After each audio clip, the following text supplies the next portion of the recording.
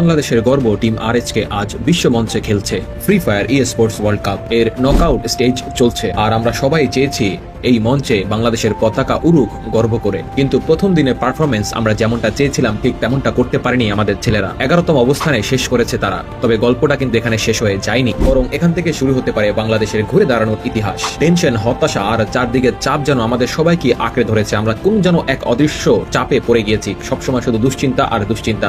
আরএচকে কি আসলেও পারবে পরবর্তী রাউন্ডে কোয়ালিফাই করতে? কারণ আমরা আজকে যে গ্রুপ বি এবং সি এর খেলা দেখেছি, সেখানে যে দুর্দান্ত খেলা হয়েছে তা এক কথায় বলতে গেলে অবিশ্বাস্য। আজকের ভিডিওতে আমরা জানবো এই টোটাল 18টা টিম থেকে কাদের বাদ পড়ার সুযোগ আছে এবং কাদেরকে টপকাতে পারলে আরএচকে কোয়ালিফাই করে নেক্সট রাউন্ডে যাবে। অতএব আজকের ভিডিওটা অনেক বেশি ইনফরমেটিভ হবে, একটু ধৈর্য সহকারে দেখতে হবে। যারা সাবস্ক্রাইব করনি তারা জলদি করে সাবস্ক্রাইব করে এখনই একটা লাইক দিয়ে চলো ভিডিও শুরু করি।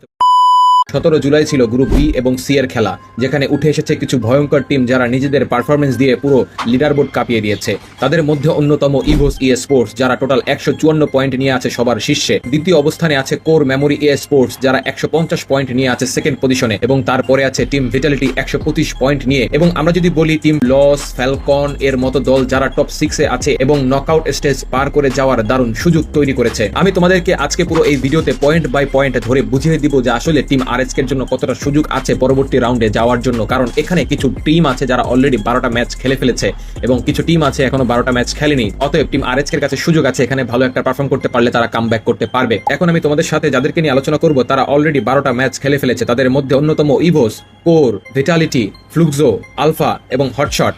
আমি যদি তোমাদেরকে বলি এই 6টা টিম থেকে আলফা এবং হটশট আছে সবার নিচে, অর্থাৎ আলফার পয়েন্ট হচ্ছে 68 এবং হটশটের পয়েন্ট হচ্ছে 87। এই 6টা টিমের মধ্য থেকে এই 2টা টিমের পয়েন্ট তাদের থেকে বেশ খানিকটা কম। কিন্তু এরপরে আরো একটা গ্রুপের কথা বলতে হয়, গ্রুপ সি গ্রুপের টিম যেন এক একটা লাভা। তাদের টিমের মধ্যে সবচাইতে হাইস্ট পয়েন্ট করা দল লস মাত্র 6টা ম্যাচ খেলে 102 পয়েন্ট করে তাদের গ্রুপে সর্বশীর্ষ স্থান অধিকার করে বসে আছে। এবং তারপর পরই আছে R7 যার পয়েন্ট 83, এবং তারপর পরই আছে বুরিরাম ইউনাইটেড স্পোর্টস যাদের পয়েন্ট 68, এবং তারপরই আছে RRQ 61 পয়েন্ট নিয়ে। এখানেও ঠিক 2টা টিম আছে অনেক 36 পয়েন্ট এবং ড্রাগন 41 পয়েন্ট। নামগুলো মনে রাখবে অবশ্যই। এখানে কারা কারা কম পয়েন্টের অধিকারী সেই বিষয়টা তোমাদের জানতে হবে। এরপরে সর্বশেষ গ্রুপ বাকি থাকে গ্রুপ এ, যে গ্রুপে ফ্যালকন 98 পয়েন্টে নিয়ে আছে সবার শীর্ষে এবং সেকেন্ড পজিশনে আছে পেইন গেমিং যাদের পয়েন্ট 77, এবং থার্ড পজিশনে আছে ভিট্রুস যাদের পয়েন্ট 52।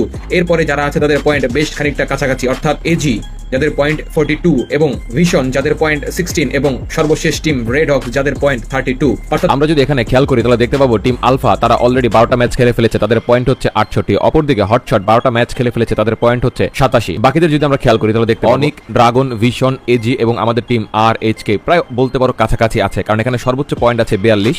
আরএচকে এখানে যদি তাদের সাথে কম্পিটিশন করতে পারে তাহলে সুযোগটা অনেক বেশি আছে, কারণ আমার কাছে মনে হয় আলফা যে 67 পয়েন্ট নিয়ে উপরে আছে, এই 7টা টিমের মধ্যে 6টা টিম মাস্ট বাদ যাবে। অতএব এই জায়গাটায় যদি আমাদের আরএচকে একটু বুদ্ধিশুদ্ধি করে কোনো রকম গাইজ 90+ পয়েন্ট করতে পারে তাহলে মনে করো হটশটের কাছ থেকে সিকিউর থাকতে পারবে, ইজিলি নেক্সট রাউন্ডে কোয়ালিফাই করতে পারবে। অনেকেই বলছে 60 পয়েন্ট বা 70 পয়েন্ট তারা যদি করতে পারে তাহলে তারা পরবর্তী রাউন্ডে চলে যাবে। বাট আমি বলি না, এখানে কোনোভাবেই 60 বা 70 পয়েন্ট দিয়ে টিকে থাকা সম্ভব না।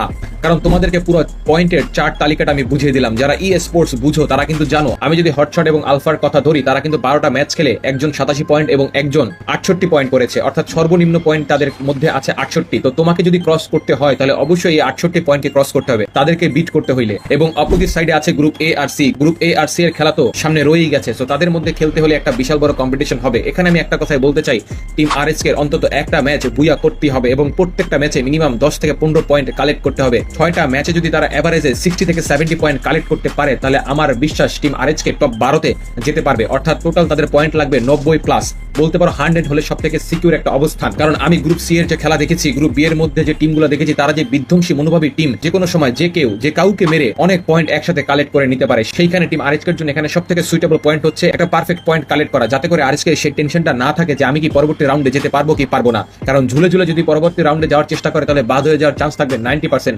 সেই জায়গায় আমি মনে করি 90 to 100+ যদি পয়েন্ট কালেক্ট করা সম্ভব হয় টিম আরএচকের জন্য, তাহলে কিন্তু তারা ইজিলি কোয়ালিফাই আই থিঙ্ক করতে পারবে। কারণ তাদের কাছে এখনো 6টা ম্যাচ বাকি আছে। যদিও গ্রুপ সি অনেক বেশি বিধ্বংসী একটা গ্রুপ, কিন্তু তারপর আমি বলতে চায় তারা যদি একটু ধৈর্য ধরে এই কয়েকটা দিনের স্ট্র্যাটেজি কাজে লাগিয়ে তারা একটু যদি চেষ্টা করে হয়তো পারবে। এই পথ অবশ্যই কঠিন, কিন্তু মনে রাখতে হবে এটা অসম্ভব নয়। বাংলাদেশের পতাকা নিয়ে যারা লড়ছে আমরা যদি তাদের সাপোর্ট এখন না করি তবে আর কবে? রেড হকস কিন্তু এখনো শেষ হয়ে যায়নি। 18 জুলাই তাদের আরো যে 6টা ম্যাচ অপেক্ষা করছে সেখানে অবশ্যই তারা ঘুরে দাঁড়াবে এবং দেশের নাম তারা উজ্জ্বল করবে। আমরা আছি তোমাদের পাশে, তোমরা লড়াই করো, আমরা গলা ফাটিয়ে চিৎকার করবো RHK RHK। Thank you so much for watching.